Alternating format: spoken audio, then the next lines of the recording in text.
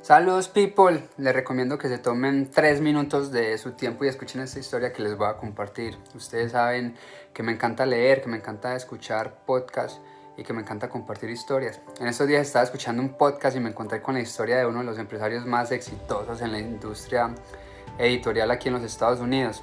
No sé de qué revista porque en realidad no le presté atención y además soy malísimo para los nombres. Lo único que me acuerdo es de su historia de vida y es la historia que les quería compartir hoy. Este tipo iba súper mal en la escuela, estaba en la secundaria, estaba pensando dejar la escuela para buscar un trabajo y ya dejar, digamos, que su vida escolar a un lado. Él fue criado por una mamá soltera, trabajadora como muchas mamás, y le había hecho una promesa a la mamá y era que iba a presentar las pruebas SAT.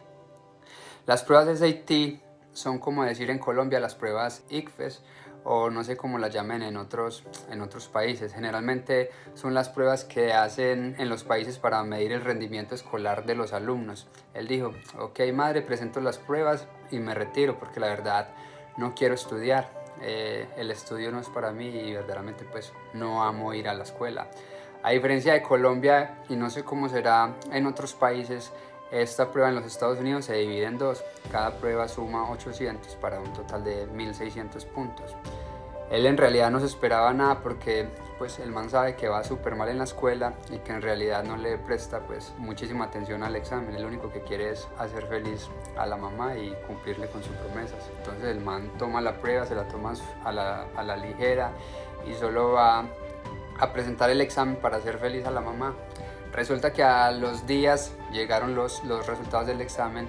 Él abre el sobre con su mamá y sacó 1480 sobre 1600. El man no se lo esperaba por completo porque 1480 pues es el resultado para personas con unas capacidades cognitivas muy altas, casi que superdotadas, y el man pues nunca le prestaba atención a la educación. La mamá no se la cree y le hace la pregunta que toda madre le haría a su hijo en este caso. La mamá le dice: hijo, hiciste trampa.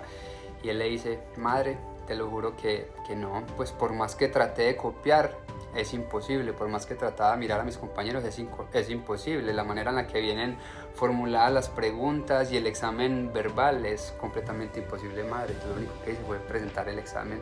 Así que los dos se alegran muchísimo y empiezan un cambio en su vida completamente. Se da cuenta de que es más inteligente de lo que creía y empezó a ir a la escuela, ya no faltaba tanto. Decide abandonar sus amistades, las personas que lo incitaban a que no fuera a la escuela.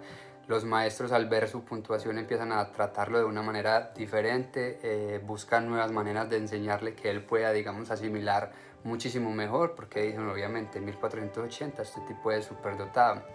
Resulta que terminó la secundaria, se inscribió a la Universidad de Wisconsin y, como ya sabemos, pues se convirtió en el empresario que es hoy en día, uno de los más tesos en la industria de la editorial, como les dije. 12 años después, ya de que el man, todos supiéramos que era súper exitoso, reconocido pues en todas partes, llega una carta a su casa. Resulta que el comité del SAT revisa las pruebas esporádicamente y se encontraron con que 12 años atrás el comité había cometido un error y había enviado los resultados equivocados a varias personas que habían presentado el examen ese año, y resulta que él había sido una de esas personas, que en realidad su puntuación había sido de 740 sobre 1600, no de 1480 como le había dicho. Así que esta es la historia. En las palabras de él, dijo: la gente piensa que toda mi vida cambió cuando obtuve 1480, pero en realidad lo que pasó fue que mi vida cambió cuando empecé a actuar como un 1480, cuando empezó a creerse inteligente, cuando empezó a cambiar sus amistades, cuando decidió empezar a ir a clase, inscribirse a la universidad, cuando empezó a ponerse metas, sueños, propósitos, cuando decidió actuar. Muchas veces nos pasamos la vida aplazando y creyendo que no somos lo suficientes, pero creo que valemos demasiado.